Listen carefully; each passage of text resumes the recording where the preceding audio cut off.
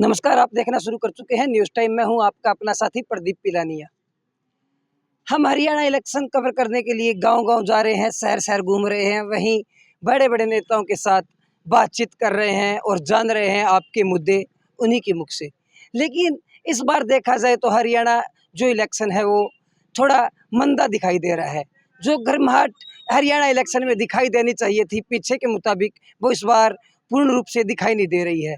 आज 9 तारीख हो चुकी है और इलेक्शन कमीशन ने नॉमिनेशन का 12 तारीख आखिरी दिया है। लेकिन अब तक सिरसा की अगर 5 विधानसभा सीटों की बातें करें तो सिर्फ़ और सिर्फ़ रानिया की एक सीट के ऊपर 2 नॉमिनेशन आए हैं। तो वहीं अगर बात की जाए डवावाली की, तो डवावाली में आज आदित्य चौटाला ने भाजपा का दामन छोड़कर इनेलो का दामन थाम लिया और ओम प्रकाश चौटाला की मौजूदगी के अंदर अपना नॉमिनेशन दाखिल करा दिया।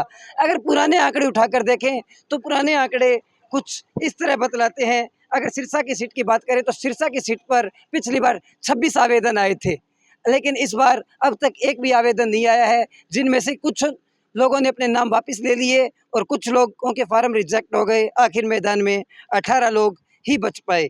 वहीं अगर रानिया की बात करें तो रानिया से भी 26 उम्मीदवारों ने अपनी उम्मीदवारी जताई थी, लेकिन 5 लोगों ने अपने नाम वापस ले लिए थे। वहीं 4 लोगों का नॉमिनेशन रिजेक्ट हो गया था और आखिर में जाकर मैदान के अंदर 18 लोग बचे थे। एलनाबाद से स्थिति थोड़ी अलग देखने को मिली। एलनाबाद से कुल 17 लोगों ने आवेदन किया था, 5 का रिजेक्ट हो गया और आखिर में जाकर 13 लोग मैदान में कूदे थे।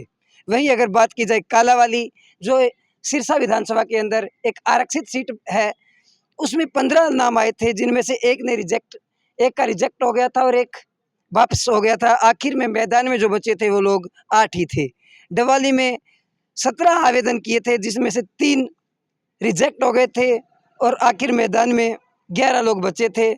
और इस बार डवाली में अब तक एक ही नॉमिनेशन हो पाया है, जहाँ दूसरी ओर दिग्विजय चौटाला 12 तारीख को अपना नॉमिनेशन करने की बातें कह रहे हैं।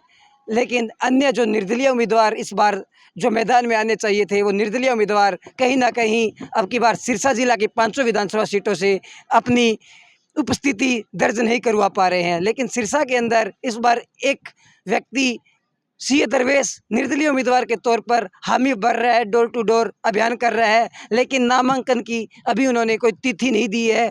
और अब देखना होगा कि सिरसा की 500 विधानसभा सीटों पर जो पार्टियां हैं वो किन उम्मीदवारों को उतारती है और कितने लोग निर्दलीय ताल ठोकते हैं। वहीं आपको बता दें, भाजपा ने अब तक एक सूची जारी की है 90 विधानसभा सीटों में से 67 एक लोगों की एक सूची जारी कर दी है। वहीं कांग्रेस इसमें थोड़ा-सा पीछे है, उन्होंने सूची तो 2 जारी की है, जो एक सूची 32 विधानसभा सीटों की है। वहीं कल रात को उन्होंने 9 लोगों की एक सूची जारी की है। लेकिन अभी भी जो बड़ी पार्टियां हैं, वो माथापच्ची करने में लगी हुई है, उम्मीदवारों को जो नापतोल है उसमें करने में लगी हुई है। आपको बता दें, जितनी देरी उम्मीदवार तय करने में बड़ी पार्टियां कर रही है, उतनी ही कम यहाँ अब की बार निर्दलीय उम्मीदवार मैदान में उतरते दिखाई दे रहे हैं। अगर पूरे हरियाणा का सिनेरियो देखें तो हरियाणा के अंदर भी स्थिति ऐसी ही है। 90 विधानसभा सीटों पर अब तक नॉमिनेशन की जो गिनती है वो कम ही है।